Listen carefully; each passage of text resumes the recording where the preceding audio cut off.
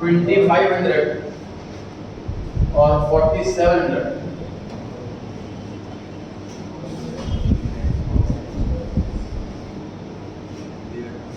इनका मेथड है सर, पहले वाली heading compensation of employees 2000, rent and interest दूसरी हेडिंग, इनडायरेक्ट टैक्स नेट निकालने के काम आता है, कॉर्पोरेशन टैक्स अगर प्रॉफिट नहीं दे रखा तो निकालने के काम आएगा 460, कंजम्पशन ऑफ फिक्स्ड कैपिटल की डेप्रिसिएशन 100, सब्सिडी यूनिट निकालने के काम आता है 100, डिविडेंड सेकंड वाली हेडिंग, अनडिस्ट्रीब्यूटेड प्रॉफिट, जो तीनों मिला के प्रॉफिट था, और मान लिया प्रॉफिट में से टैक्स दे दिया, प्रॉफिट में से डिविडेंड दे दिया, और प्रॉफिट में से थोड़ा प्रॉफिट बच गया। Net factor income to abroad minus का 150, मिक्स्ड इनकम तीसरे वाली हेडिंग, और सेकंड हेडिंग का टोटल ये पहले वाला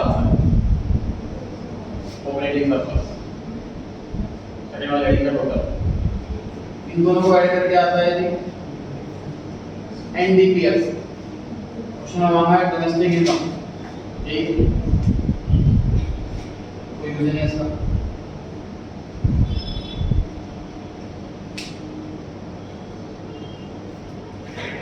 चेक कर लें सर,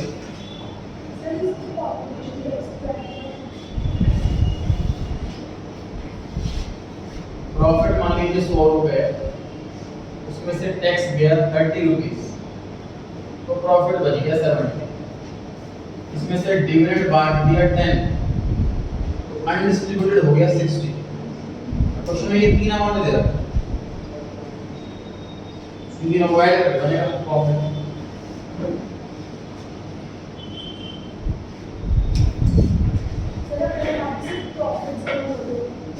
अगर सिर्फ प्रॉफिट गिवन होता तो ये तीनों इग्नोर कर देते, कॉर्पोरेट टैक्स भी इग्नोर, डिविडेंड भी इग्नोर, और अनडिस्ट्रीब्यूटेड प्रॉफिट भी इग्नोर। और डिस्ट्रीब्यूटेड प्रॉफिट से वो डिविडेंड जो है distributed profit, dividend is equal to distributed profit.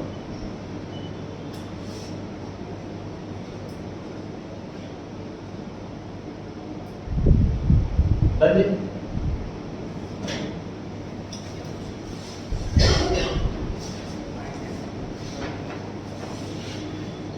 National का निकाल लेंगे एक्सपेंडिचर मेथड से।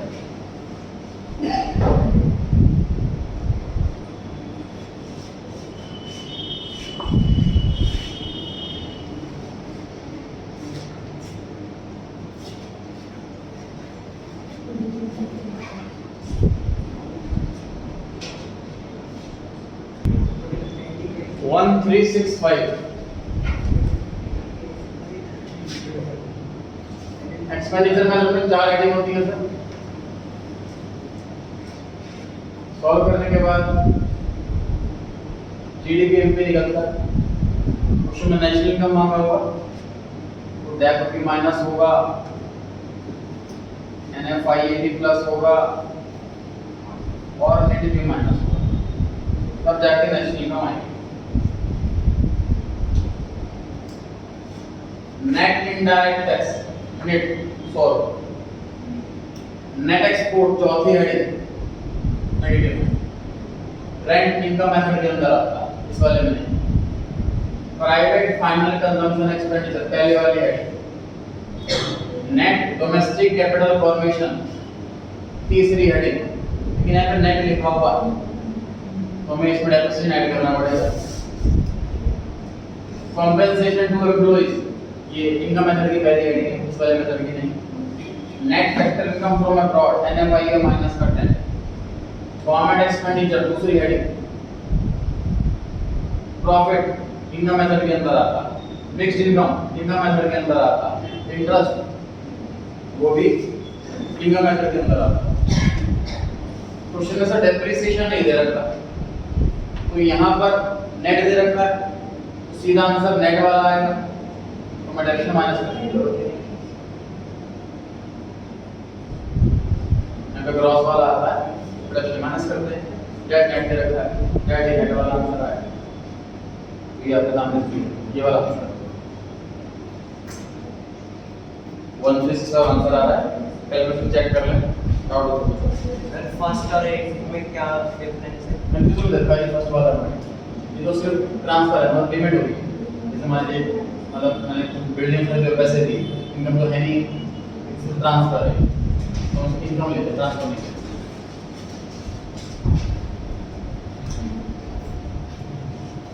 शुरू हो जाएगी।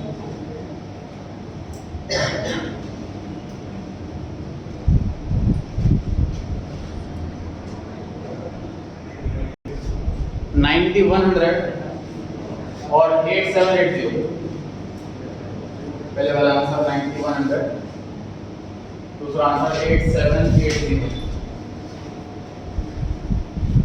उसमें मांगा है सर जीडीपीएमपी, इन चारों को सॉल्व करके जीडीपीएमपी आता, और नेशनल इनकम के लिए हमें 3 काम होगा।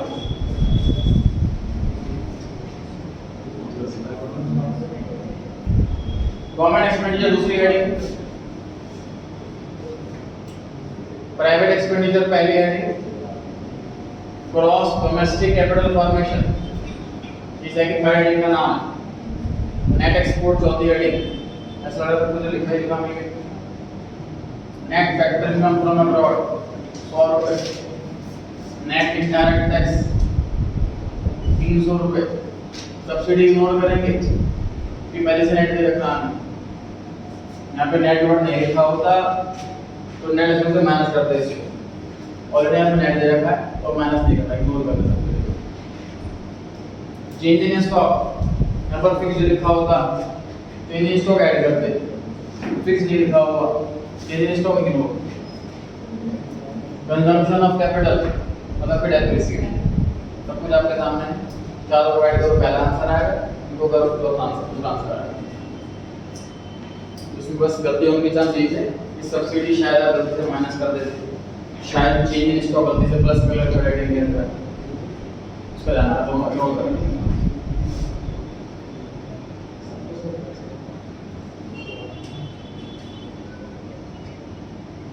पर आ रहा है 65 के बाद 65 काफी इजी हो जाएगा, इसीलिए 70 तक।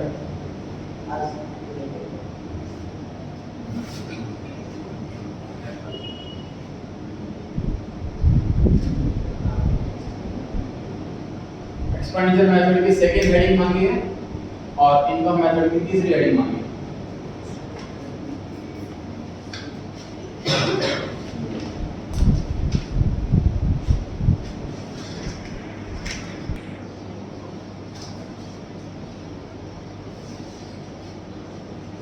नेशनल इनकम दे रखी है सर, मतलब कि ये वाला अमाउंट दे रखा है।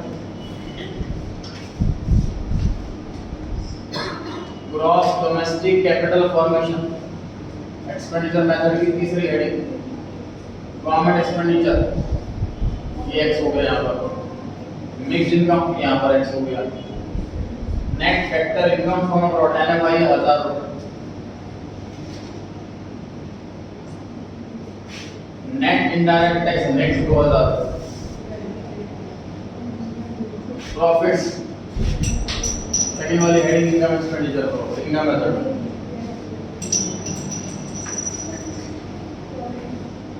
तो ऑपरेटिंग सरप्लस दे रखा है तो प्रॉफिट नहीं लिखना है, कि ऑपरेटिंग सरप्लस के अंदर प्रॉफिट इंक्लूड होता है। वेजेस एंड सैलरीज पहले वाली हेडिंग इनकम मेथड की। नेट एक्सपोर्ट चौथी heading expenditure method. Private consumption पहले वाली heading, consumption of fixed capital depreciation 3000। आप देख सकते हो सर, इस वाली लाइन में सब कुछ पता लग गया, इजीली एक्स निकल जाएगा।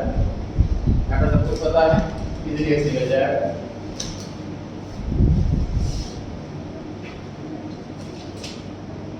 गवर्नमेंट एक्सपेंडिचर आ रहा है 20000 और मिक्स्ड इनकम आ रही है 25000।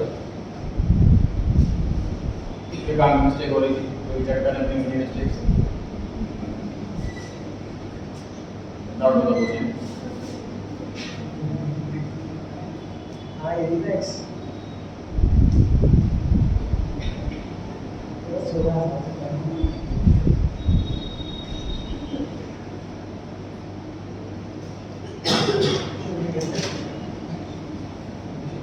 बढ़ जाएगा इसमें रेंट कैलकुलेट करना स्टार्ट हो जाए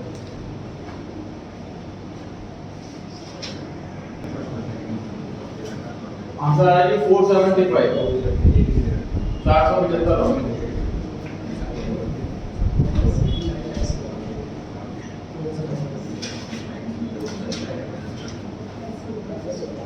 आइटम दे रखी है सर इनकम मेथड की जीडीपी एमपी दिया हुआ है इसको सॉल्व करके एनडीपीएफ से निकलता है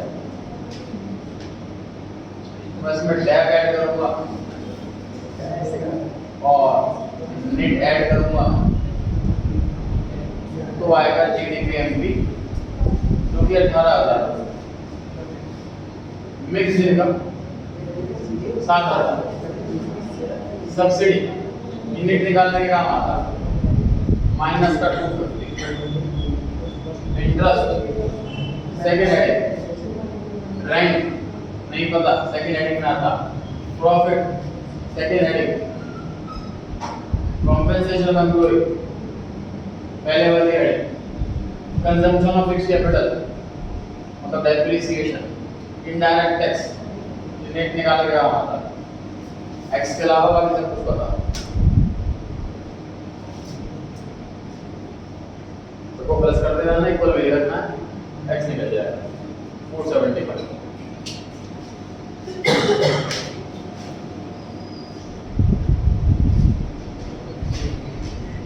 पूरा नहीं है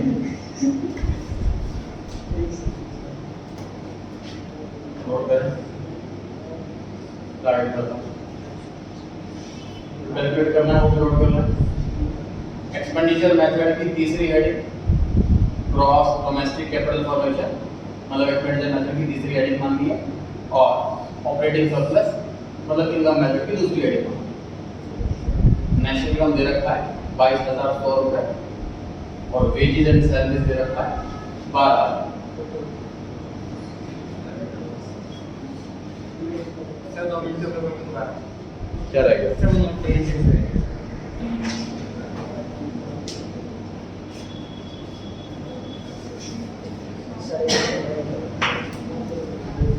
नेशनल इनकम दे रखी है 22,100 रुपए wages and salaries income method की पहली हेडिंग रेडी कॉम्पेंसेशन एम्प्लॉय होती है उसके अंदर की कैटेगरी है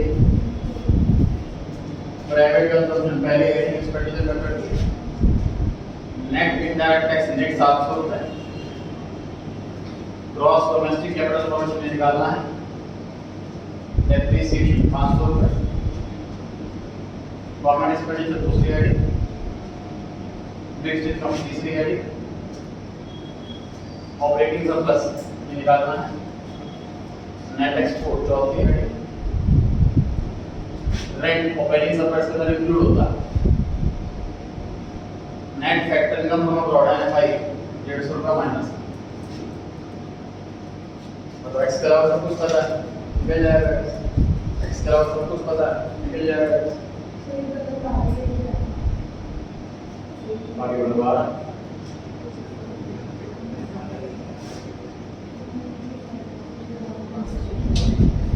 मिक्स्ड इनकम सॉरी जी ग्रॉस डोमेस्टिक कैपिटल फॉर्मेशन आ रहा है 6750 और ऑपरेटिंग सरप्लस आ रहा है 5450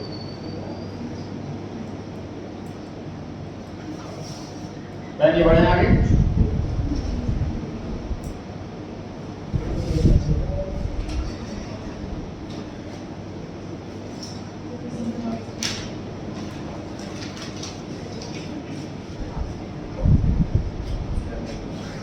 वाले का आंसर 1200 रुपए दूसरे वाले का आंसर 150 रुपए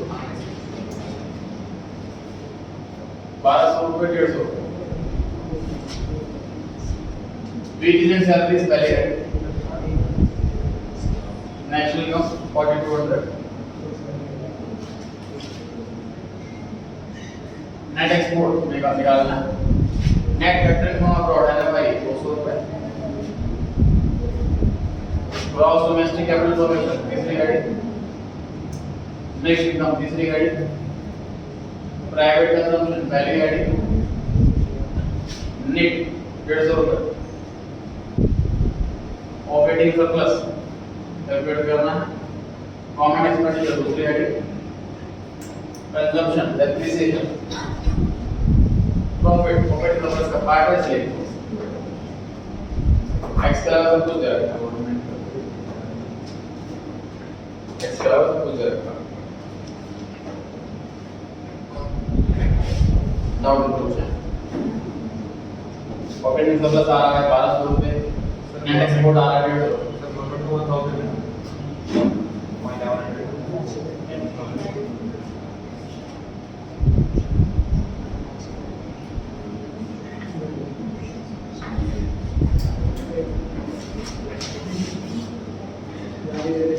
आगे सवाल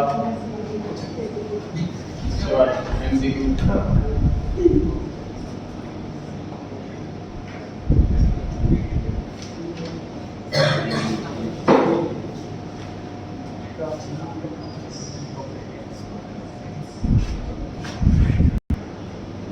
₹45 answer profit after tax interest gross domestic product GDP at MD 200 रुपए GST मतलब indirect tax consumption of fixed capital मतलब depreciation rent second heading corporate tax ये profit after tax दे रखा है before tax चाहिए होता है tax की ऐड करेंगे इसमें मैक्सिमम नहीं करेंगे तो जीरो कॉमन सेक्शन निकालना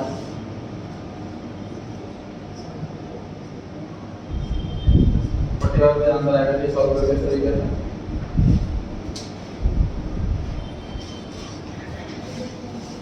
प्रॉफिट बिफोर टैक्स लिखा हुआ होता तो फिर हम कॉर्पोरेट टैक्स नोट कर देते हैं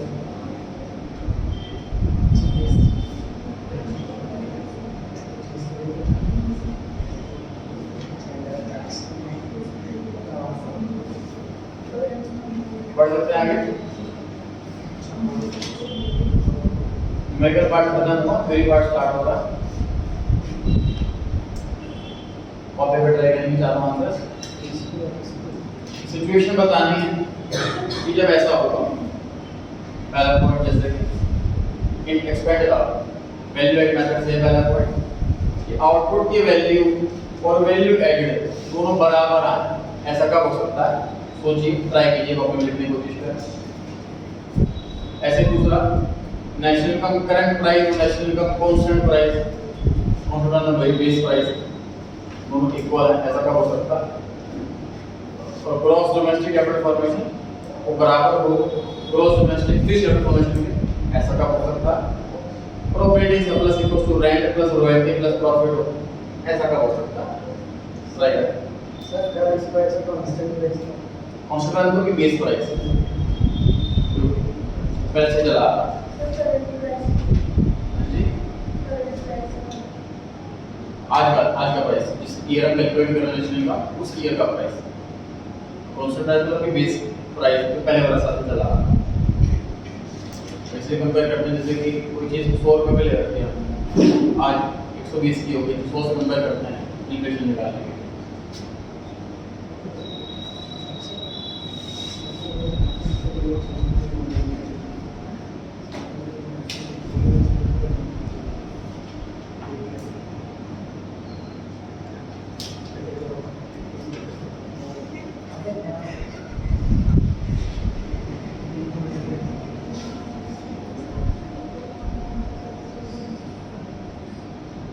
एक मिनट का समय और है ट्राई कर सकते हैं आप लोग चालू हो गए चालू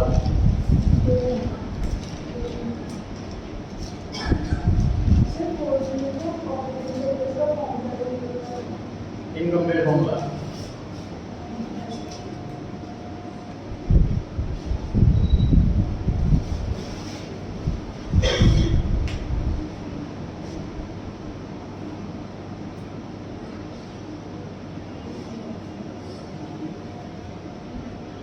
दर्शा ट्राई करेंगे पहले वाला आउटपुट और वैल्यू एडिट बराबर आए, ऐसा कब पॉसिबल?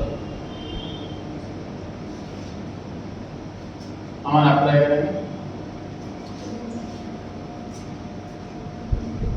वैल्यू एडिट निकालते कैसे होना फॉर्मूला क्या होता है?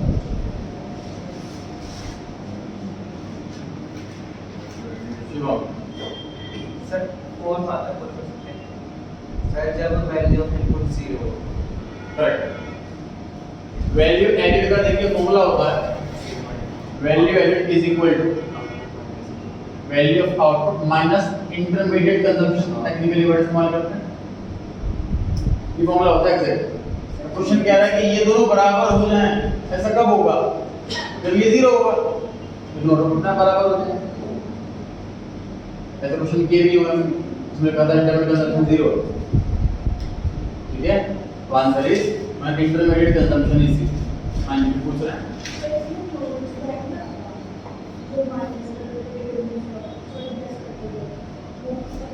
क्लोजिंग वो तो थर्ड वाले पॉइंट में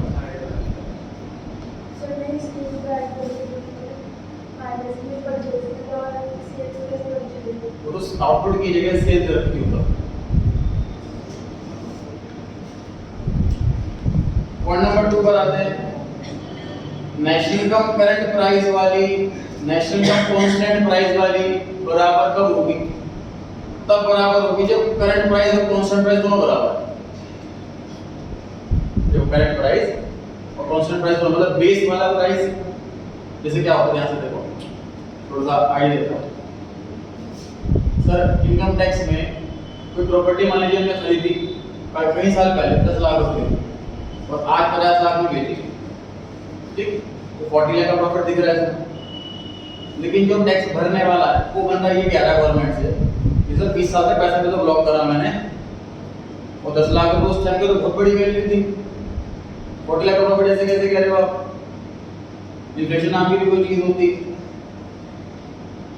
तो इसलिए इनकम टैक्स में इन्फ्लेशन की बेस पर 10 लाख को बढ़ाया जाता। आज से 20 साल पहले इन्फ्लेशन का रेट क्या था, आज की डेट में 20 साल बेची है बिल्डिंग उस रेट में रेट क्या है, उसकी कैलकुलेशन करने के बाद उस 10 लाख को बढ़ाया जाता है। तो 10 लाख रुपए 30 लाख बन गए बढ़ा कर, तो फिर ऐसे से कहेंगे भाई 30 लाख की आपकी वैल्यू बनती है महंगाई के हिसाब से और फिर 50 में भी तो 20 लाख का प्रॉफिट। इस पर एग्जाम्पल समझ आ रही है बात? तो ये है चीज कांस्टेंट प्राइस मतलब पहले वाला बेस प्राइस और करंट प्राइस मतलब आज का प्राइस, ये दोनों ही बराबर आ जाए ऐसा कब हो सकता है? दोनों प्राइस बराबर। सर सिलेबस में रियल जीडीपी नॉमिनल जीडीपी है, real GDP and nominal GDP बराबर ना? दो टॉपिक है रियल जीडीपी और नॉमिनल जीडीपी। हां है। ये भी कराओ, ये उसके टॉपिक्स है ना तो करेक्ट। पॉइंट नंबर 3 पर आते हैं शिवम आपकी बारी। ऐसा कब हो सकता है कि ग्रॉस डोमेस्टिक कैपिटल फॉर्मेशन बराबर हो gross domestic fixed capital formation? Sequence से पूछूंगा।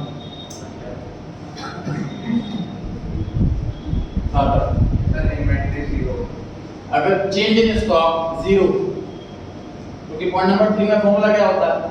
Gross domestic capital formation is equal to gross domestic fixed capital formation plus change in stock. तो अगर चेंज इन स्टॉक 0 है तब ये पॉसिबल है। Next operating surplus equals to rent plus royalty plus profit. Formula में चीज missing वो है आंसर इंटरेस्ट इंटरेस्ट। तो क्या आंसर होगा? Operating plus equal to rent और रेंटिंग प्रॉफिट प्लस इंटरेस्ट 0 ये तो ट्रू है, हम इसको चेंज नहीं कर सकते, क्वेश्चन को चेंज नहीं कर सकते। ये ट्रू कब होगा ये बताना, जब इंटरेस्ट 0 होगा तब ये ट्रू।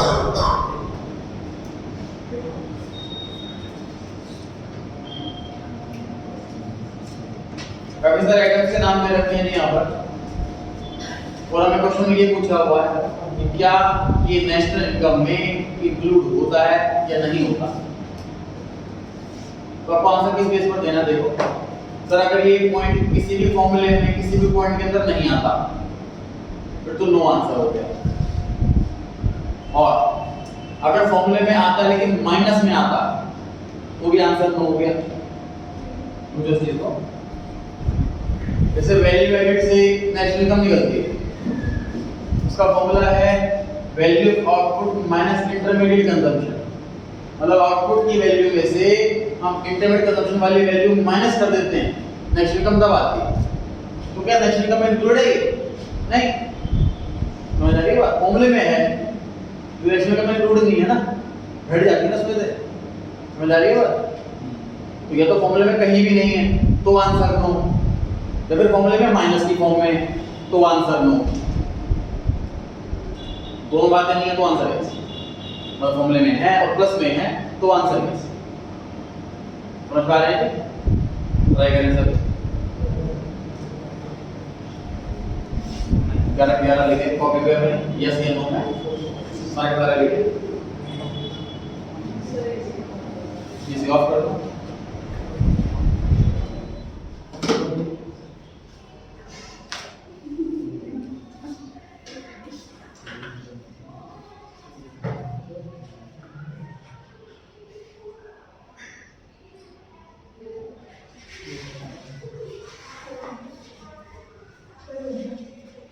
ग्यारह हो गए सभी सुनो।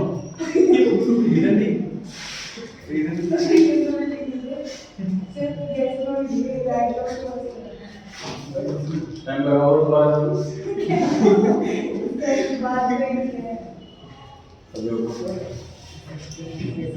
ये लो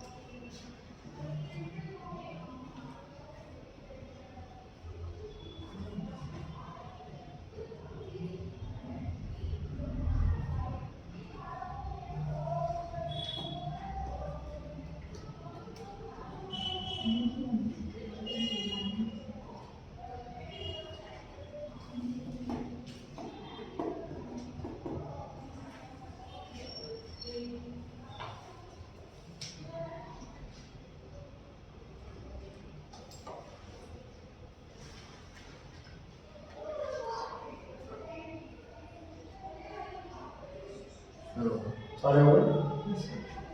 अक्षर आपके बारे में पहला वाला पॉइंट बनना है payment of electricity bill bye a factory. तो फैक्ट्री वाले का खर्चा आएगा। फैक्ट्री वाले के यहाँ इनकम कैसे निकालते हैं? वैल्यू एड मेथड में जब हम आउटपुट में से इंटरमीडिएट कंजम्पशन माइनस कर देते हैं तो वैल्यू एड आता है। तो इलेक्ट्रिसिटी का बिल पे करना ये पार्ट है इंटरमीडिएट कंजम्पशन का, एक्सपेंस है उसके लिए, तो माइनस हो जाता है, नेशनल इनकम इंक्लूड नहीं होता, इसलिए answer no. Dividend on share yes. Income method की दूसरी हेडिंग है ऑपरेटिंग सरप्लस, उसमें छोटा सा पार्ट है प्रॉफिट। उस प्रॉफिट के तीन टुकड़े होते हैं, कॉर्पोरेट टैक्स, डिविडेंड और डिस्ट्रीब्यूट प्रॉफिट।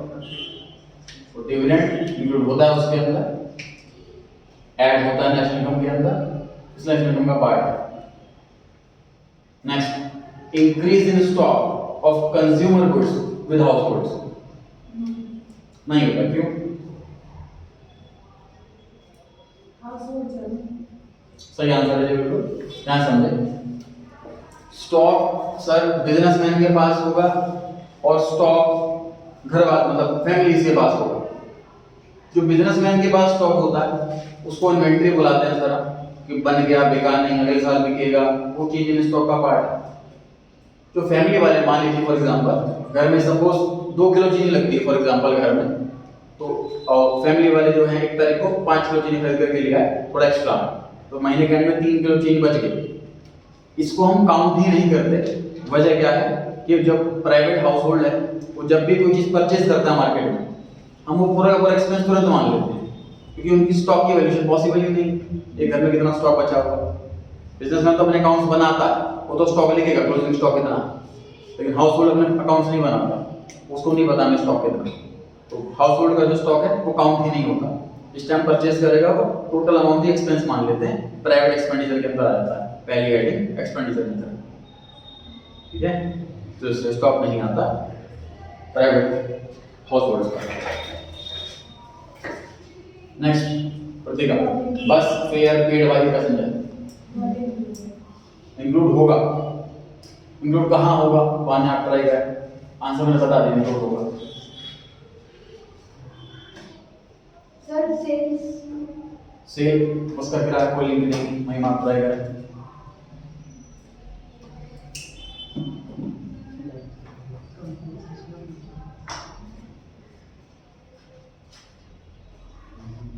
सर इनकम में फायदा होगा,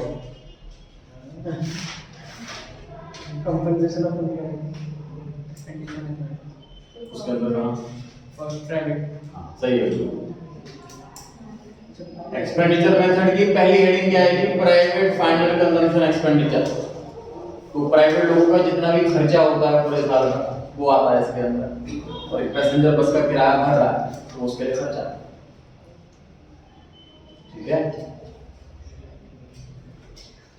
तो यस इंक्लूड होगा। Point number 5, gain from sale of share. समझे ध्यान से, देखिए हम जो है नेशनल इनकम के अंदर इनकम वो वाली लेते हैं जो रियल में जनरेट हो रही। मतलब जैसे कि मान लीजिए मैंने किसी को गिफ्ट दे दिया तो उसकी इनकम में मेरे लिए खर्चा है, उसने किसी को गिफ्ट दिया तो ये आपस में गिफ्ट ट्रांसफर हो रहा है, कोई इनकम जनरेट नहीं हो रही कंट्री के अंदर, कोई वैल्यू जनरेट नहीं हो रही, इसको इनकम में काउंट नहीं करते। इसी तरीके से सर शेयर मार्केट में अगर इनकम है तो वो income is equal to loss है। समझे इस चीज को, जैसे मान लीजिए मान लीजिए मैंने कंपनी को मैंने शेयर इशू कर दी और लोगों से पैसे ले लिए, और पैसे लेकर मैं बैठ गया हूँ बिजनेस कर रहा हूँ। ठीक, अब जिन लोगों ने वो शेयर लिए थे वो शेयर किसी और को बेच रहा है, वो किसी और को बेच रहा है, ये चल रहा है। सेकंड हैंड मार्केट है share market, second hand market. ठीक, तो मान लीजिए कोई शेयर 100 का 150 में बेचा किसी ने, तो किसी को प्रॉफिट हुआ, सामने वाले को पक्का लॉस हुआ। शेयर मार्केट ऐसा है, मतलब ऐसा नहीं कि सभी अर्न कर रहे हैं या सभी लूज कर रहे हैं। अगर एक अर्न कर रहा है तो डेफिनेटली दूसरा लूज कर रहा है, ये होता है इसके अंदर। तो इसलिए जो शेयर्स का गेन है वो रियल में कोई इनकम जनरेट नहीं कर रहा है कंट्री के अंदर, तो इसलिए gain on sale of shares include नहीं किया जाता नेशनल इनकम के अंदर। क्लियर हो गई जी बात? सेक्शन आपका पॉइंट नंबर 6 आया है, इंक्लूड होगा from its building in USA, तो ये एनएफआई के अंदर आ गया। गिफ्ट से आवाज बता देंगे, पॉइंट नंबर 7 नहीं आएगा, इंक्लूड नहीं होगा gift. Point number 8 Apurva include होगा। एनएफआई का पार्ट है जो अर्निंग हो, जो बिजनेस से अर्निंग हो रही है उसमें से कुछ डिविडेंड पार्ट दिया, कुछ रिटेन। रिटेन इसका मतलब अनडिस्ट्रीब्यूटेड प्रॉफिट है, रिटेन अर्निंग्स का मतलब है undistributed profit. Expenses of foreign visitors in India होगा।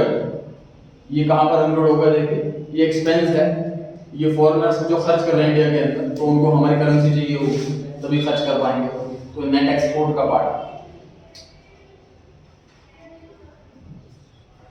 10th पॉइंट,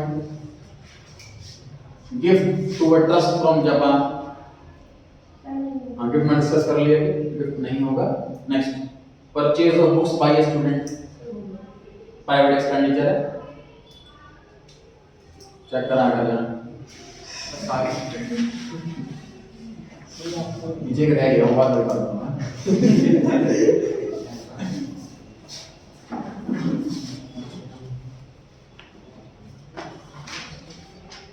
छुट्टी हो चुकी है, अब हो गया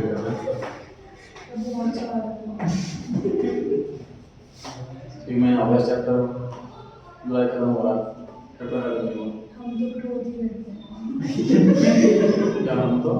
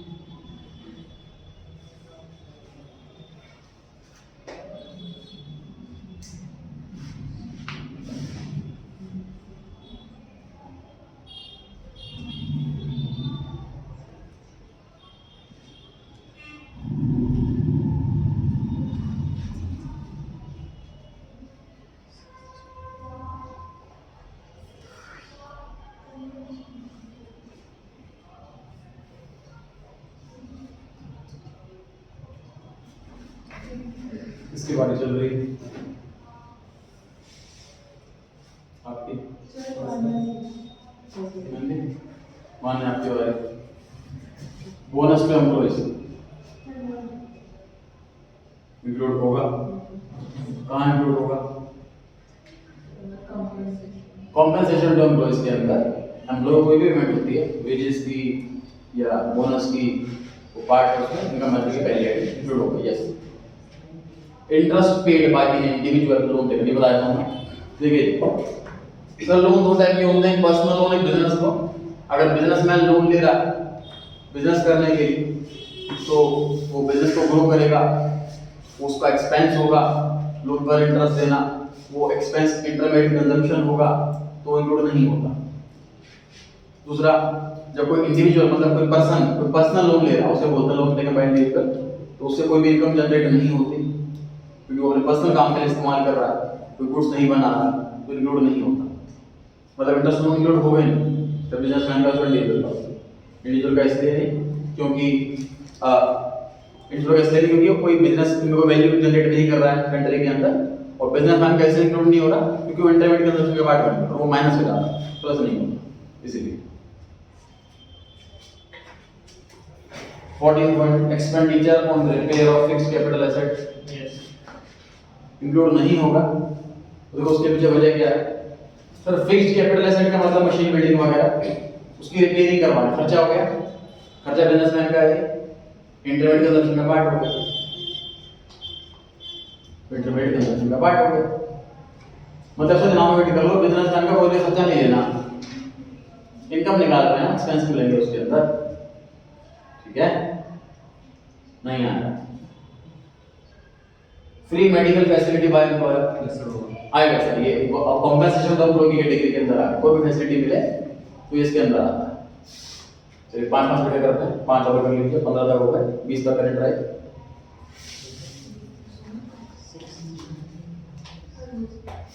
और उसको आगे की बात कर रहे हैं।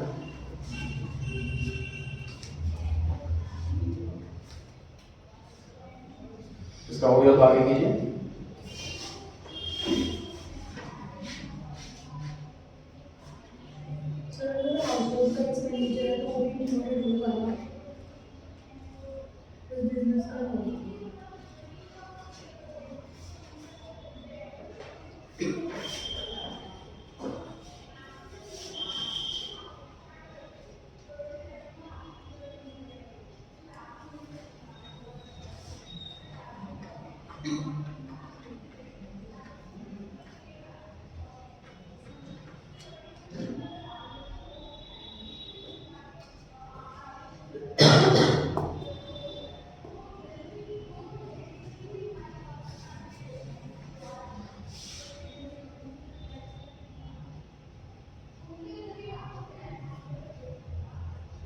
सबके हो गए 20 तक। 16 point number, financial help to food victims. Sir no, current include नहीं हुआ, कोई इनकम नहीं, कोई एक्सपेंस नहीं।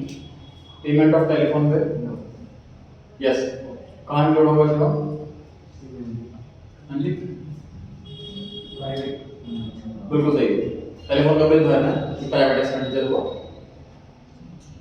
एम्प्लॉयज कंट्रीब्यूशन टू पीएफ कहाँ पर सर वो compensation to employees rent received by Indian from building rented to Chinese embassy Yes. include होगा सर इंडियन की इनकम है free meals to employees include होगा compensation का पार्ट है 25 तक कीजिए आगे आगे और कीजिए क्या हुआ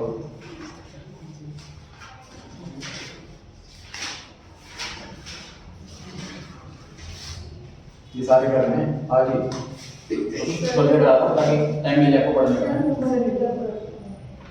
चलो हम कंडक्ट टेस्ट करना नहीं तो और कुछ बाकी है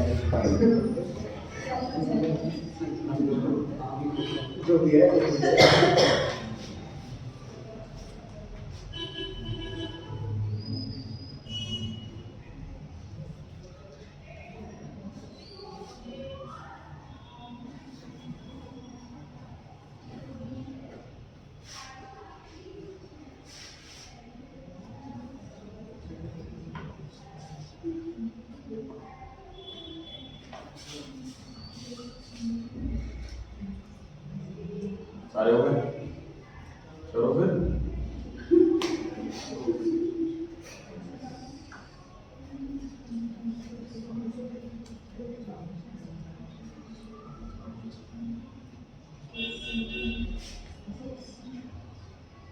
25 तो होगी सबके यस सर सभी क्या होगा चलिए 21 वाले पे आते हैं फ्री मील्स टू बेगर्स इसके बारे में नहीं होगा sir wages received by Indian working in British embassy होगा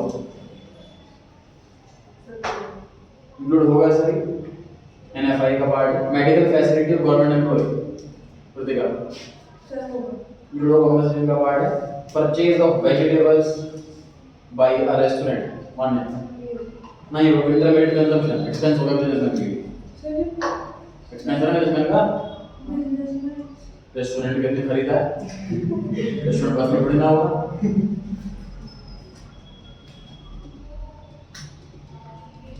government expenditure on street light include होगा एक्सपेंडिचर मेथड की सेकंड हेडिंग सर और कीजिए आगे आपका 26 से फटाफट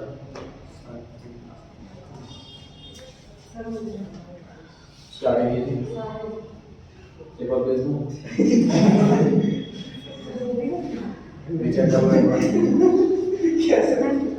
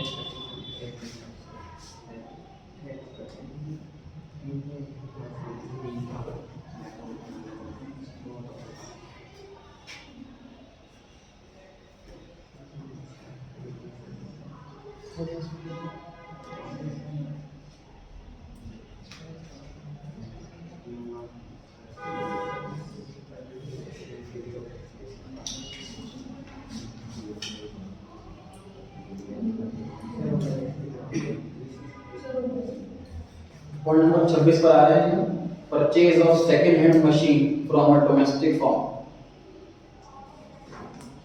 नो सेकंड हैंड एसेट को सर नहीं कंसीडर किया जाता जब एक आइटम बन करके बिक जाती है तो उसकी वैल्यू ऐड हो गई अब वो एज अ सेकंड हैंड कई बार बिकती रहती है तो उसकी कोई वैल्यू जनरेट नहीं होगी इन्वेंटरी के अंदर सेकंड हैंड आइटम की परचेज से इंक्लूड नहीं होगी next interest on loan taken by government interest received on loan taken by government include नहीं होगा सर गवर्नमेंट अगर लोन ले रही है तो वो लोन आगे फिर पब्लिक को दे रही है किसी और को दे रही है तो वो एक्सपेंडिचर बने जैसे समझो सारी चीज को कि गवर्नमेंट ने लोन लिया, उस लोन को फिर खर्च करेगी गवर्नमेंट, चाहे मेडिसिन में, चाहे स्कूल में, चाहे इंफ्रास्ट्रक्चर में।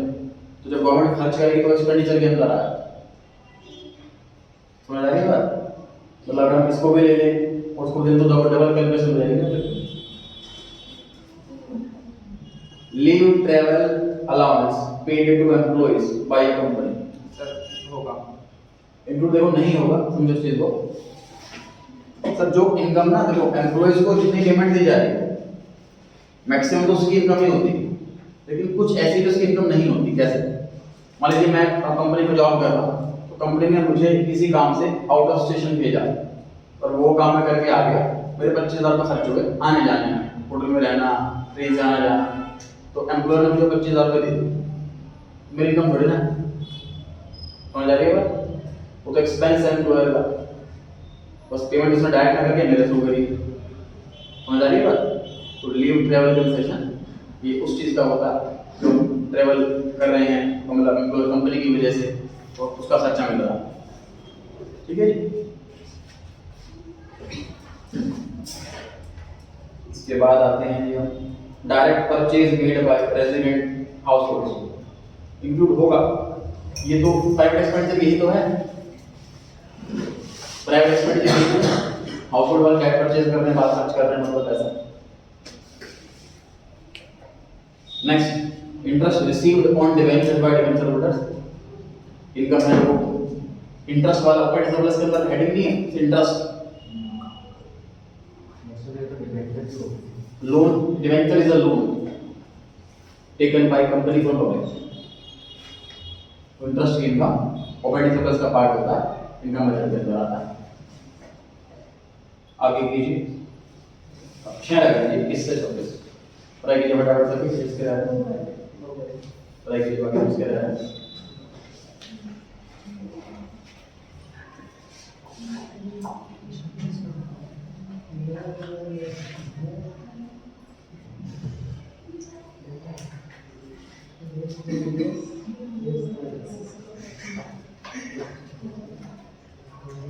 अरे ऐसे नहीं,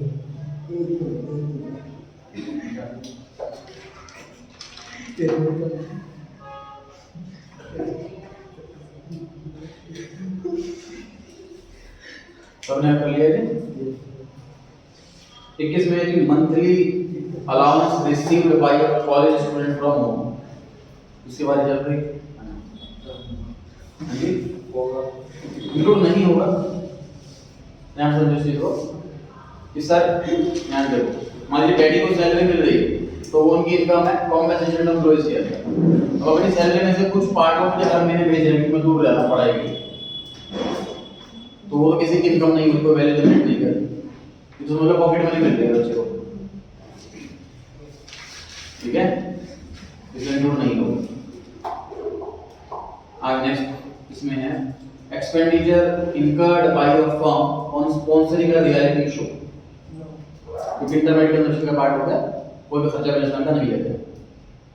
next expenditure incurred by non resident on foreign travel, private expenditure का पार्ट है।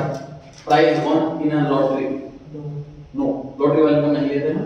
Expenditure by government in providing free education, yes government expenditure second heading expenditure method. Money received by people from their family members who are permanently settled abroad, no क्योंकि sir income नहीं होगी, सिर्फ money का transfer होगा।